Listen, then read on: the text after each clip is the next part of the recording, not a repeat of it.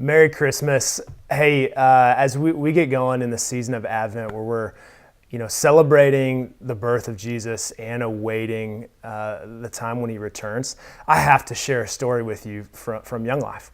So there's actually a girl that we met this year. She came to our Young Life College fall weekend, and it was the first time we'd actually really met her. She had grown up in Lawrence and knew some of the folks that, are Young Life College leaders. And she may have had a little bit of Young Life background, but has had a whole lot of health issues over the last, maybe 5-6 years. She's actually spent the last month in the hospital in Kansas City in KU Med, and we don't know when she's going to get out. We realized about 2 weeks into her trip there that her parents had not been to see her, and there wasn't really any necessarily, when a date that she was going to get out.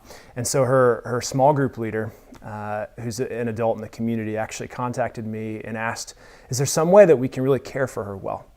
So I called up a guy that I've gotten to spend the last 3 years investing my life in, sharing the good news of Jesus and just watching God change his life. He's actually had a lot of time in the hospital growing up as well. And immediately within a couple days, he had a small group of people bring flowers to visit her, and it was the first people that she'd had visit. Since then, there's been multiple groups, just small groups of people, individuals who have gone to see her and just care for her, and it's been incredible to see how she's been encouraged, but also how much her asking them, hey, can I pray for you some way? Has made an impact on them. And these are students that, they've all got their different challenges in life, but to see someone going through some of the hardest things that they're facing in life, asking them for their own stories and to share Jesus with them has just shocked them. I've even got to call up a friend who's, a middle-aged woman who's actually a doctor as well, who loves to mentor college-age students, and she's gone up there and they've started a relationship as well, and I think are hopefully going to start some Bible study and just find ways to encourage each other. And I tell you that to say, without your support, there's no way that we could mobilize young men and women to care for each other like this in the name of Jesus.